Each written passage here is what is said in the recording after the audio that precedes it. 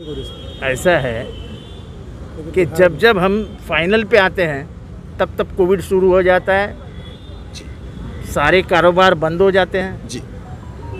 कोई वजह नहीं दे रहा हूँ। अच्छा, लेकिन एक सुंदर हॉस्पिटल बनाने के लिए, एक जो सबकी सेवा कर सके, एक अच्छा हॉस्पिटल बनाने के लिए उसको सब सुविधा देना ज़रूरतमंद है। जैसे ऑक्सीजन की सुविधा है, एयर कंडीशनिंग की सुविधा है, इसको अपडेट करने के लिए टाइम लगता है और टाइम और कंटिन्यूटी लगती है। अभी ऐसा है कि सभी कारोबार सरकार ने बंद करने को बोले, अभी शायद हो सकता है कि ये जून महीने में खुलेंगे, तब बारिश रहेगा। हम तो आपको क्या लगता है, हमको दुख नहीं होता है कि इतना अच्छा हॉस्पिटल ऐसा ही खड़ा है?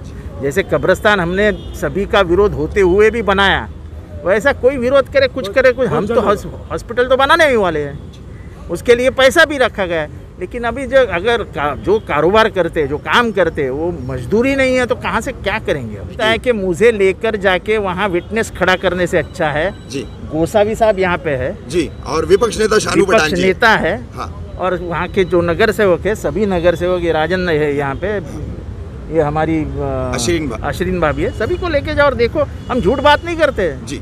दूध का दूध, पानी का पानी आपके सामने हो जाएगा। ये जो बात करते हैं ना, जो घर में बैठ के व्हाट्सएप यूनिवर्सिटी पे जी, उनको तो सभी लगता है कि आराम से सब हो रहा है, नहीं हो रहा है जी। आज जितना रेमडेसिविर मुमरा को मिला है ना, पूरे थाने शहर में किसको नहीं।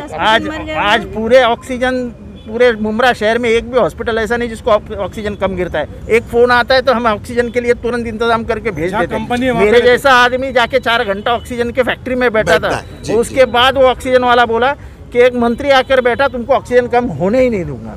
और हर दिन